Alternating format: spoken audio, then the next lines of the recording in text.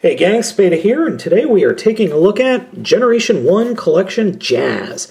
This is the collection figure from a couple of years ago that was released in Japan with the nice Dreamwave artwork of Jazz there, with the Velcro box and the really nice packaging. As you can see, just nice catalog and everything. So let's go ahead and open him up and take a look at, well, actually, his name is Meister.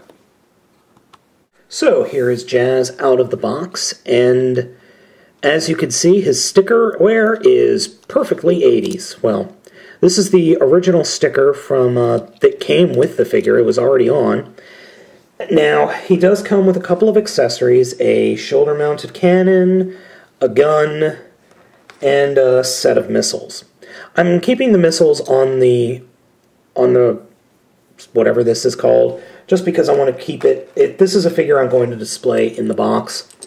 I'll show you why in a second. So he is a Porsche 911 Boxster from the 80s. He has one of those wonderful heat-activated insignias, and it's not really working. Nope, not really working. Anyway, so let's go ahead and transform him. I'm going to open the doors to unpeg the hips. Going to come in here and unpeg the arms. And then swing that around. I'm doing it wrong. I know I'm doing it wrong. There we go.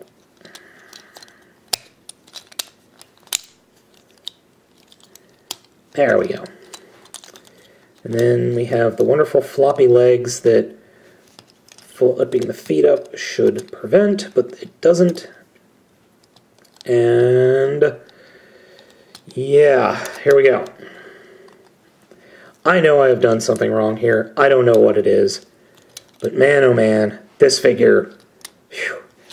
I'll be honest, I do not remember these figures being so small. I really don't.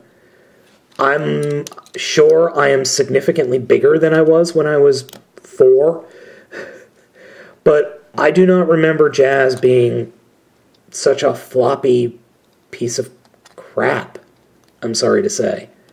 I am not happy with Jazz in the least bit. I've had this figure in my parents' basement for years now, and I am reminded why I kept it in my parents' basement. I do not like this figure one bit.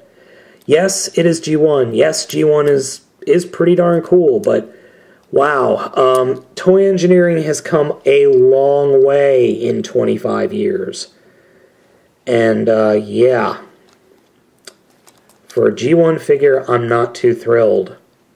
I have some G1 figures that are absolutely fantastic. Six Shot, the original Optimus Prime, the original Megatron, some of the Seekers, Soundwave, hell. This Jazz figure, I must be doing something wrong because he's so floppy, he is unplayable. I think, there we go. That's how you stop the flop. You have to split the feet open. That's what I was doing wrong. Would you believe it or not, the directions that this figure comes with, or my version, doesn't have that in there. Alright, so being realistic though, you know, this is a figure from the late 70s, early 80s. Originally it was a Diaclone mold. It's not awful. It's not great though. I mean, compared to figures today, you can really see what figures today or how they have improved. Now, I'll admit, there are some figures out there today that suck. I mean, flat out, they're terrible. But it really is interesting to see how far toy engineering has come. I mean, there's no head articulation. There's a good bit of arm articulation. This bit on his torso does not lock into place one bit, or this section of his torso doesn't lock in. And, you know, it's not, by today's standard, a very good figure. But back in the day, this was the shit. I mean, this was it. I mean, this is what you would get for 10, 15 bucks. So that being said, it does hold a lot of nostalgia value for me. I've never had Jazz. This is the first Jazz figure I have ever owned. I kind of see why I never had Jazz, to be honest, but